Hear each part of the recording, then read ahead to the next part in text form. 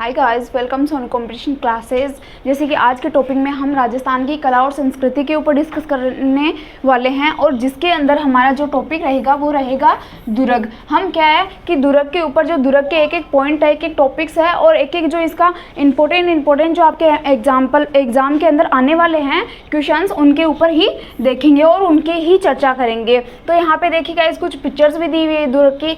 ये दुर्ग है वो है रणथंभौर का दुर्ग, रणथंभौर का किला, जो कहाँ पे है, सवाई माधोपुर के अंदर है। रणथंभौर का जो दुर्ग है वो कहाँ पे है, सवाई माधोपुर के अंदर बना हुआ है। और इसका जो निर्माण करता है, इसका निर्माण किसने करवाया था? रणथंभौर का दुर्ग का निर्माण है वो रणथंभन देव के द्वारा करवाया गया था। फिर ये दूसरा जो किला है वो किसका है? भटनेर दुर्ग है। यह है भटनेर दुर्ग जो हनुमानगढ़ के अंदर बसा हुआ है। फिर आता है चित्तौड़गढ़ किला, और चित्तौड़गढ़ किला कहाँ पे है? हमारा चित्तौड़गढ़ के अंदर है। जो इसका जो निर्माण है वो चित्रांगद के द्वारा करवाया गया था, चित्रांगद मौर्य के द्वारा। इन सभी दुर्गों के बारे में हम पॉइंट टू पॉइंट लेते हुए इनके ऊपर क्या करेंगे, चर्चा करेंगे। और हम देखेंगे जो जो आपके कंपटीशन, अगर आप कंपटीशन एग्जाम की तैयारी करते हैं तो आपके ऑल कंपटीशन एग्जाम के अंदर जो क्या राजस्थान की कला और संस्कृति के जो टॉपिक है, जो ये जो सब्जेक्ट है वो ज़्यादातर एग्जाम में, यानी कि जो भी कंपटीशन एग्जाम होती है उसके अंदर आते हैं। ठीक है, तो जिसके अंदर दुर्ग भी है और इन सभी दुर्गों को हम पॉइंट टू पॉइंट देखेंगे और इन सभी दुर्गों को लेके चलेंगे। फिर आता है हमारा कुंभलगढ़ का किला। ये जो किला है वो कहाँ का है? कुंभलगढ़ का है। और ये कहाँ पे है? राजसमंद के अंदर है। ये कहाँ पे है? राजसमंद के अंदर है। महाराणा कुंभा के द्वारा इसका निर्माण करवाया गया था। ठीक है, तो आगे इसके जो इसका निर्माण है वो किसके द्वारा करवाया गया था, इसकी सन क्या थी और किसके उपलक्ष्य में इसका इन किलों का निर्माण करवाया गया था, किस पहाड़ी के ऊपर है, सारा कुछ पॉइंट हम देखेंगे। ओके गाइस, तो बढ़ते हैं नेक्स्ट पेज पर। देखिए, सबसे पहले मैं आपको बता दूं कि आपके कंपटीशन एग्जाम के अंदर जो एग्जामिनर है वो किस टाइप के क्वेश्चन पूछता है। ठीक है, एग्जामिनर के द्वारा किस टाइप के क्वेश्चन पूछे जाते हैं, किसको लेकर? दुर्ग को लेकर। तो सबसे पहले अगर एग्जामिनर पूछेगा तो वो दुर्ग के लिए क्या क्या पूछेगा? या तो वो पूछेगा कि दुर्ग का निर्माण किसके द्वारा करवाया गया था। क्या पूछेगा? निर्माण किसके द्वारा करवाया गया था और सन क्या थी। या तो निर्माण पूछेगा, इतिहासकार पूछ सकता है कि इसके जो इतिहासकार हुए हैं उन्होंने इस दुर्ग के बारे में क्या कहा है। जैसे कुंभलगढ़ दुर्ग के अंदर जो कटारगढ़ दुर्ग है उसके बारे में कहा गया है, क्या कहा गया है कि जो कटारगढ़ दुर्ग है, अबुल फजल ने कहा था कि जो कटारगढ़ दुर्ग है वो इतनी बुलंदी के ऊपर बना हुआ है कि उस दुर्ग को हम अगर नीचे से देखते हैं तो क्या है कि जो व्यक्ति है उसके सर से पगड़ी गिर जाती है। तो ये इतिहासकार किसने कहा था? अबुल फजल के द्वारा कहा गया है। ठीक है, तो हम इतिहासकार भी देखेंगे और निर्माण किसके द्वारा करवाया गया है, सन क्या थी, वो भी हम देखेंगे। फिर दूसरा, इतिहासकार के बारे में पूछ लिया जाता है।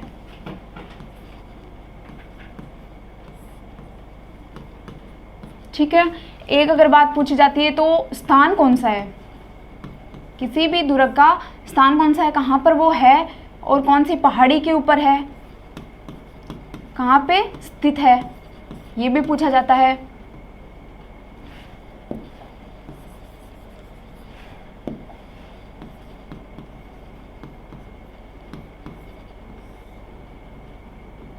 ये पूछ लिया जाता है कि जो दुर्ग है वो किस पहाड़ी के ऊपर स्थित है और कहाँ पे स्थित है। ठीक है, जैसे कि रणथंभौर का दुर्ग है। रणथंभौर का दुर्ग कहाँ पे बताया था मैंने आपको? रणथंभौर का दुर्ग है वो कहाँ पे है?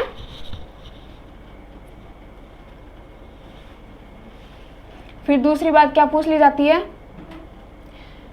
दार्शनिक स्थलों के बारे में पूछ लिया जाता है। दार्शनिक स्थल की इस दुर्ग के अंदर कौन कौन से दार्शनिक स्थल है। जैसे कि बादल महल हो गया। बादल महल कौन से दुर्ग के अंदर है? वो चित्तौड़गढ़ दुर्ग के अंदर है। ठीक है, फिर हमारा हो गया जोराभोरा का महल। जोराभोरा का महल किस दुर्ग के अंदर है? वो है रणथंभौर दुर्ग के अंदर। ठीक है, तो ये सभी बातें हम, महल, मंदिर, ये सभी हम क्या है, पॉइंट टू पॉइंट देखेंगे हर एक दुर्ग के अंदर कि उस दुर्ग में कौन कौन से दर्शनीय स्थल है। और भी जो अन्य उसकी अन्य विशेषताएं भी पूछ ली जाती है कि कौन से दुर्ग, और हर एक दुर्ग में आपको पता है हर एक दुर्ग के अंदर कुछ न कुछ अन्य विशेषताएं रहती है। तो हर एक दुर्ग के अंदर जो अन्य विशेषताएं हैं वो भी पूछी जाती है कि इस दुर्ग के अंदर कौन सी विशेषता है, और यानी कि ये विशेषता कौन सी दुर्ग में। एग्जाम्पल के तौर पे बताऊं तो जो चित्तौड़गढ़ है उसके अंदर कौन सी विशेषता आती है, चित्तौड़गढ़ दुर्ग के अंदर ये विशेषता है कि चित्तौड़गढ़ दुर्ग एक एकमात्र ऐसा दुर्ग है जिसमें क्या की जाती है, खेती की जाती है, और उसका जो आकार है वो मछली की तरह यानी कि व्हेल मछली की तरह उस दुर्ग का आकार है। ठीक है गाइस, तो ये जो सभी बातें हैं वो आपके एग्जाम में पूछनी होगी और इन्हीं सभी बातों के ऊपर हम क्या है दुर्ग के अंदर डिस्कस करेंगे। ओके गाइस, तो चलते हैं आज के हमारे दुर्ग के ऊपर। तो आज का जो हमारा टॉपिक है वो क्या है, दुर्ग, और दुर्ग के बारे में मैं आपको बेसिक बातें आज की इस टॉपिक में बताने वाली हूँ। तो सबसे पहले हम देखेंगे दुर्ग,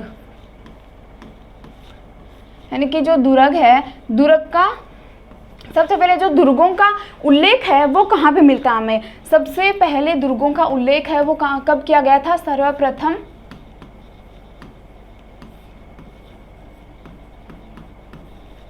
दुर्गों का उल्लेख किया गया था, उल्लेख किसमें मिलता है, मनुस्मृति में मिलता है।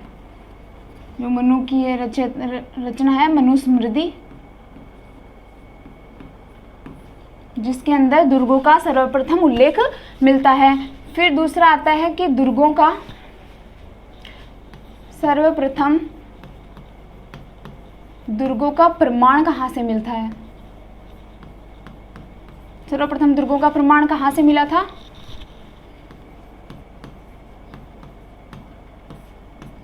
तो वो मिला था सिंधु घाटी सभ्यता से, या जिसे हड़प्पा सभ्यता भी बोलते हैं, सिंधु घाटी सभ्यता या फिर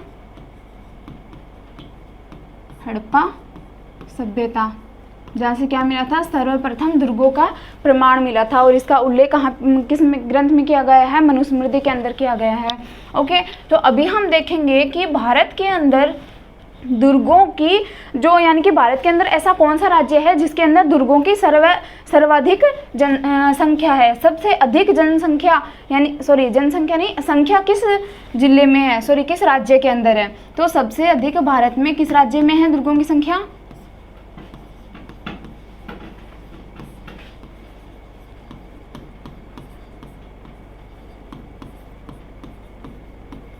अगर पूछ ली जाए सबसे अधिक भारत में किस राज्य के अंदर दुर्ग की संख्या है, तो इसके अंदर हमारा सबसे पहले आता है महाराष्ट्र।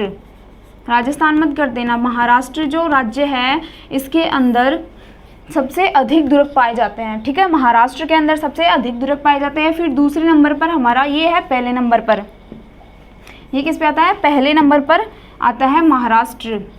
फिर दूसरा आता है मध्य प्रदेश, एमपी, मध्य प्रदेश के अंदर दूसरा नंबर आता है, यानी कि दूसरे नंबर पर मध्य प्रदेश में सर्वाधिक दुर्गों की संख्या पाई जाती है। और तीसरे नंबर पर आता है हमारा राजस्थान, राजस्थान कौन से नंबर पे है, तीसरे नंबर पे है। तो सर्वाधिक जो दुर्गों की संख्या है भारत में वो कौन सी है, कहाँ पे है, महाराष्ट्र है। फिर आता है मध्य प्रदेश, फिर आता है राजस्थान। तो अभी हम देखेंगे कि राजस्थान के अंदर सर्वाधिक दुर्ग किस जिले में पाए जाते हैं। ठीक है, तो राजस्थान के अंदर सर्वाधिक दुर्ग है वो किस जिले में पाए जाते हैं, जयपुर जिले में पाए जाते हैं। जयपुर में सर्वाधिक दुर्ग पाए जाते हैं। ठीक है, फिर दूसरा जो नंबर है, और न्यूनतम दुर्ग कहाँ पे पाए जाते हैं, गंगानगर के अंदर पाए जाते हैं।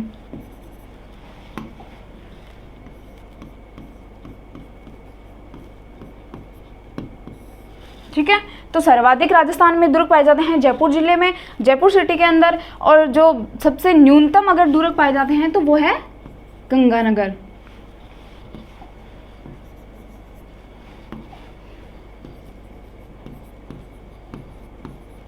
न्यूनतम दुर्ग कहाँ पाए जाते हैं, गंगानगर में। और सर्वाधिक पहले नंबर पे दुर्गों की संख्या में जो जिला आता है वो है जयपुर। ठीक है, और राजस्थान में कुल दुर्गों की अगर पूछी जाए तो कुल दुर्ग कितने हैं, 256, 250, 256 के समथिंग दुर्ग है। 256 दुर्गों की कुल संख्या है राजस्थान के अंदर। ठीक है, तो इतनी बातें आपको क्लियर हो गई होगी और इन सभी बातों को आपको क्या करना है, जैसे जैसे मैं आपको करवाती हूँ तो आपको क्या है नोट करते जाना है, क्योंकि हमारे जो माइंड है, हमारे माइंड में सारा कुछ, जो हमारा माइंड है वो सारी कुछ बातें हैं वो क्या नहीं कर सकता, कवर नहीं कर सकता है, जिसकी वजह से अगर हम इसको नोट करते हैं तो हमें लंबे समय तक याद रहेगा। ठीक है, और दूसरे अगर हमें कोई भी कॉम्पिटिशन एग्जाम की अगर तैयारी कर रहे हैं तो इसको अगर देख भी सकते हैं। ठीक है, तो सबसे पहले जो भी मैं आपको लिखवाती हूँ तो वो आपको क्या करते जाना है, नोट करते जाना है। तो सर्वप्रथम दुर्गों का उल्लेख कहाँ मिला था, मनुस्मृति में मिला था। सर्वप्रथम दुर्गों का जो प्रमाण है वो कहाँ पे मिला था, सिंधु घाटी सभ्यता या हड़प्पा सभ्यता के अंदर मिला था।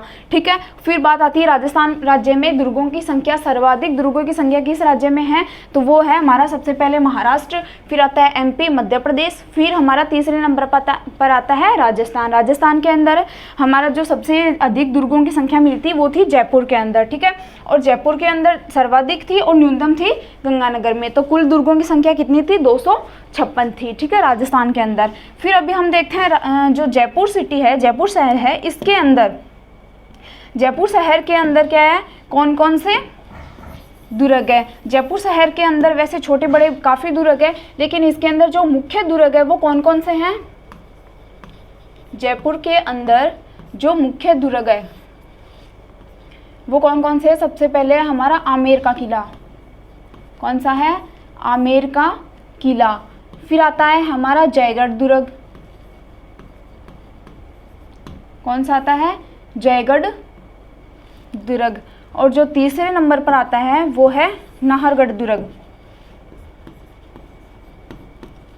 नाहरगढ़ दुर्ग। ये तीनों ही दुर्ग कहाँ पे है, जयपुर शहर में है। तो सबसे पहले आता है आमेर का किला, दूसरा है जयगढ़ दुर्ग और तीसरा है नाहरगढ़ दुर्ग। और इनकी बात करूँ इनके निर्माण की, तो इसका जो निर्माण है, आमेरगढ़ का दुर्ग का निर्माण किसने करवाया था, मिर्जा राजा मानसिंह के द्वारा करवाया गया था। किसके द्वारा करवाया गया था, मिर्जा राजा मानसिंह के द्वारा करवाया गया था। और मिर्जा राजा मानसिंह है वो कौन था, अकबर का दरबारी था। ठीक है, तो ये भी ध्यान रखना है, मिर्जा राजा मानसिंह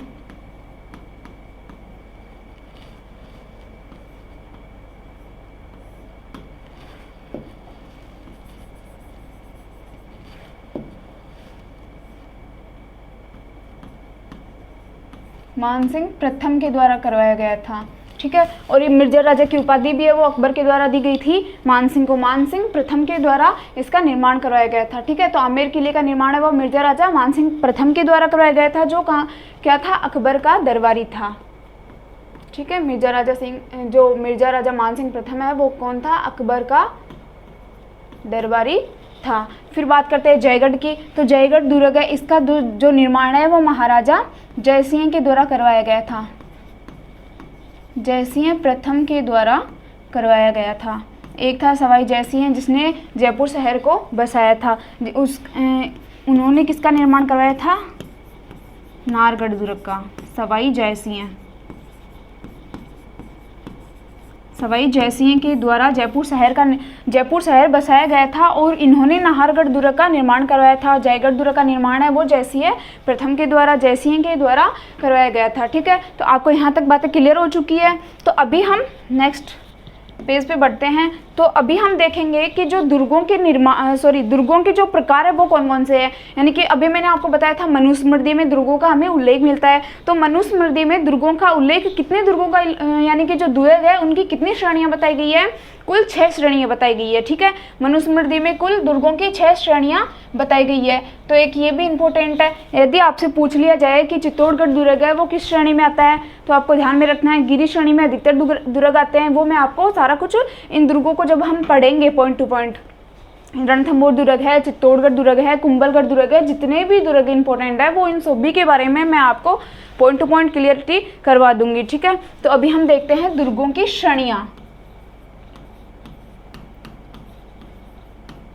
कौन सा दुर्ग किस श्रेणी में आता है। सबसे पहले देखो मनुस्मृति है जिसमें कुल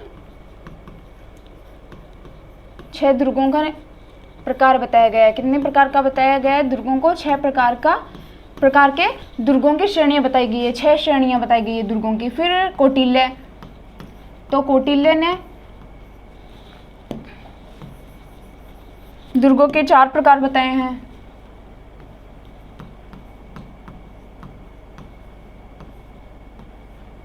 कौटिल्य ने दुर्गों के कितने प्रकार बताए हैं?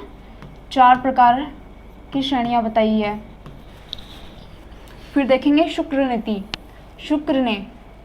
शुक्र नीति के अनुसार दुर्गों की कुल कितनी श्रेणियां हैं? तो 9 श्रेणियां हैं। इसने शुक्र ने 9 प्रकार बताए हैं दुर्गों के। तो अभी हम देखेंगे, सबसे पहले देखेंगे कौटिल्य।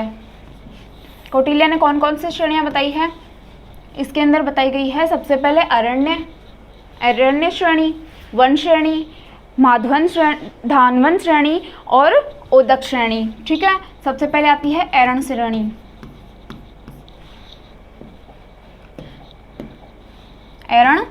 श्रेणी, फिर है वन श्रेणी,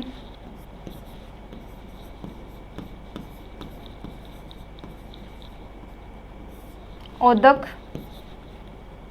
और धानवन श्रेणी। ये जो श्रेणियां हैं वो किसके द्वारा बताई गई है? कौटिल्य के द्वारा बताई गई है। देखिए अरण्य श्रेणी किसको बोलते हैं? अरण्य दुर्ग की श्रेणी किसको बोलते हैं? यानी कि अरण्य मतलब कि जो दुर्ग कटीले और पथरीले रास्तों के बीच में बसा हो, पहाड़ी के ऊपर होता है, अरण्य के अंदर पहाड़ी के ऊपर होता है। ठीक है, सॉरी यहाँ पे वन नहीं है, गिरी है, गिरी श्रेणी है। दूसरी जो श्रेणी है वो कौन सी है? गिरी है। ठीक है, तो अरण्य श्रेणी के अंदर कौन सा होता है? जो दुर्ग गिरी के ऊपर यानी कि पर्वत के ऊपर होता है, और उस वहाँ तक पहुँचने का जो रास्ता होता है वो कैसा होता है? पथरीला और कंटीला होता है। ठीक है, तो यहाँ का जो रास्ता होता है पथरीला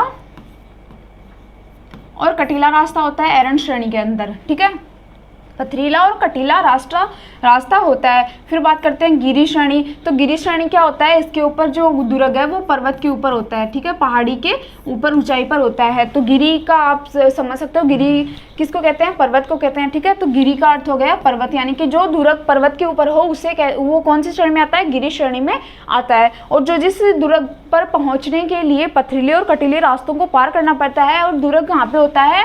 पर्वत के ऊपर होता है, तो वो कौन सा आ गया? अरण्य श्रेणी के अंदर। ठीक है, फिर बात करेंगे ओदक। तो ओदक के अंदर क्या होता है? ओदक यानी कि ये जो ओदक श्रेणी का दुर्ग है वो जल के अंदर होता है, चारों तरफ से क्या है? जल से घिरा होता है, ये जल दुर्ग होता है। क्लियर है? ओदक का जो दुर्ग होता है वो जल दुर्ग के अंदर आता है, यानी चारों तरफ इसके अंदर क्या होता है? जल दुर्ग होता है। ठीक है, जल से घिरा हुआ होता है ये दुर्ग। फिर होता है हमारा धानवन दुर्ग। तो धानवन श्रेणी के अंदर कौन सा दुर्ग आता है? ये आता है जो जिस दुर्ग के चारों तरफ क्या होते हैं? टिल्ले होते हैं। धानवन यानी धोरे। ठीक है, जिस दुर्ग के चारों तरफ क्या होते हैं? मिट्टी के धोरे होते हैं, टिल्ले होते हैं, जो कौन सी श्रेणी में आता है? धानवन दुर्ग की श्रेणी में आता है। ओके, यानी कि टिल्लों से यानी कि रेत से घिरा हुआ। ठीक है, जिसके चारों तरफ क्या हो? टिल्ले या फिर टिल्लों से घिरा हुआ।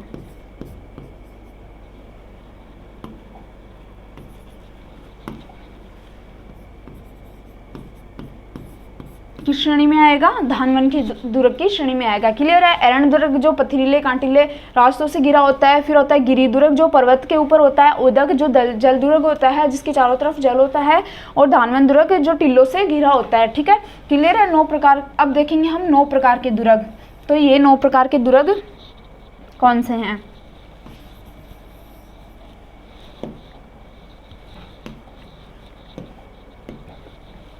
जो शुक्र नीति के अनुसार बताए गए हैं वो 9 दुर्ग कौन कौन से हैं? सबसे पहले तो 4 जो श्रेणियां हैं वो यही आ जाएगी। ठीक है, 4 श्रेणियां ये आ जाएगी। कौन कौन सी? अरण्य श्रेणी।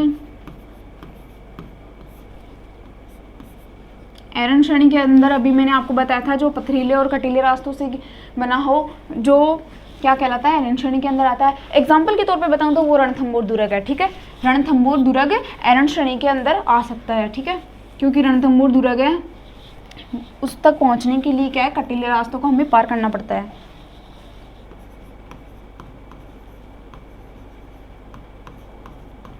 रणथंभौर, एक मिनट,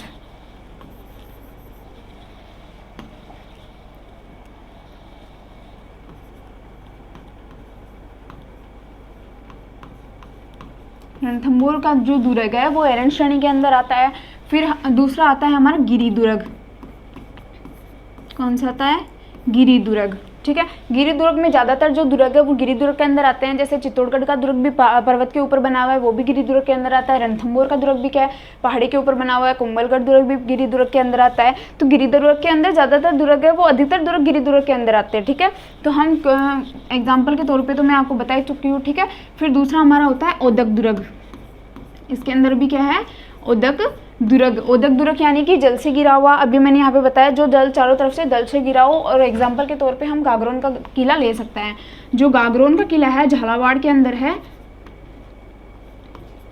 वो किस में आता है, जल दुर्ग की श्रेणी में आता है। कहाँ पे, ये झालावाड़ के अंदर है, वो ओदक दुर्ग की श्रेणी में आता है। फिर हमारा रह गया कौन सा, धानवन दुर्ग।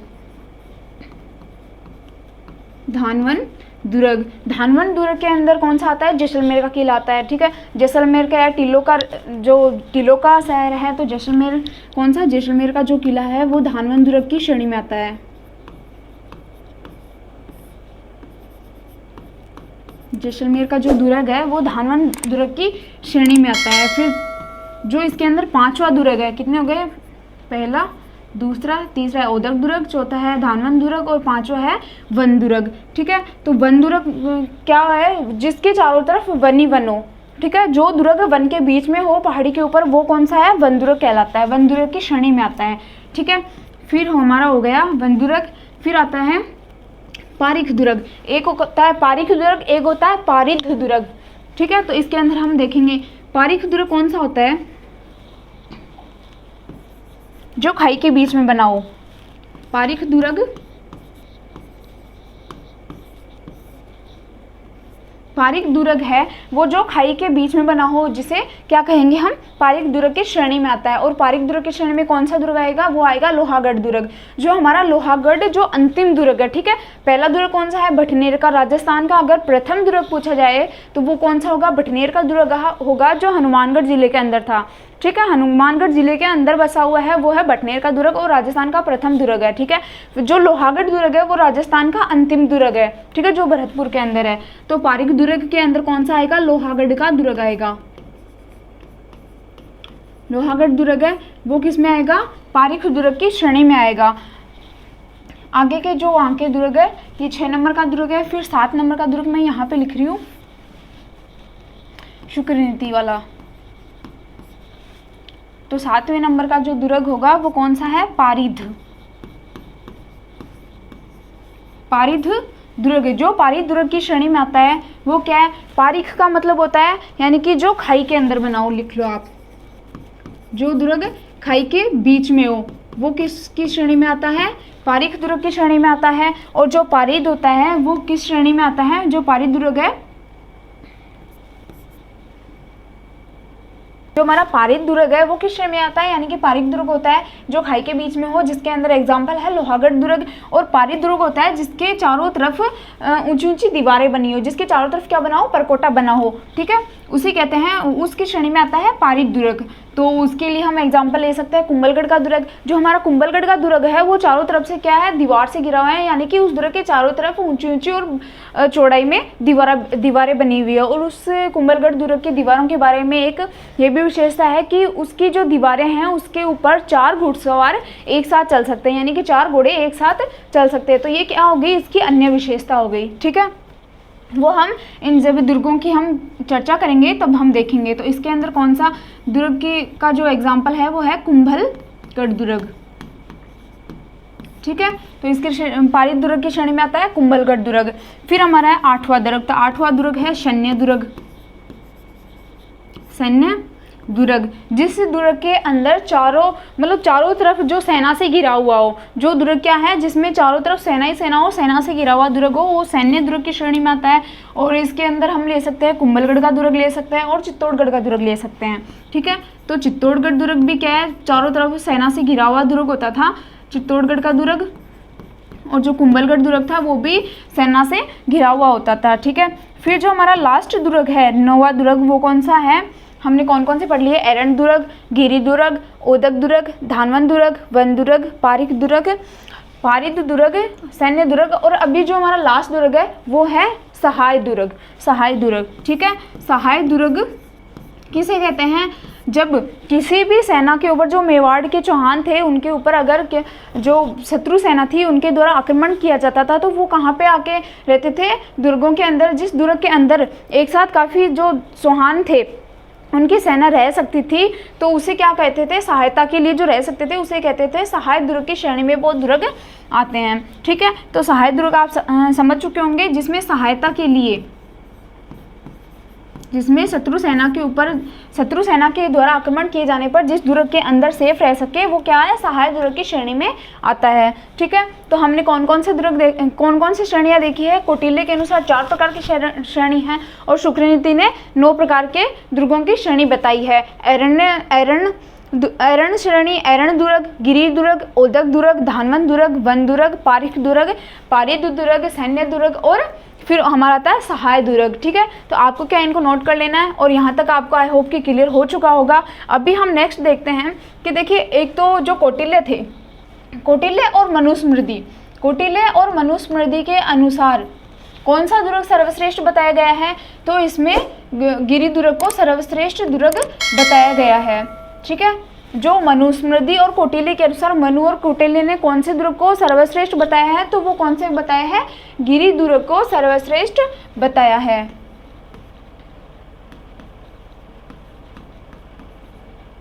इन दोनों ने सर्वश्रेष्ठ दुर्ग किसको बताया है, गिरि दुर्ग को बताया है।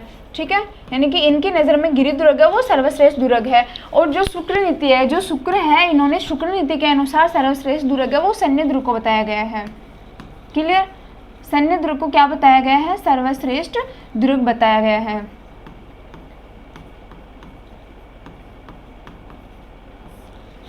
ठीक है, शुक्रनीति के अनुसार सैन्य दुर्ग सर्वश्रेष्ठ है।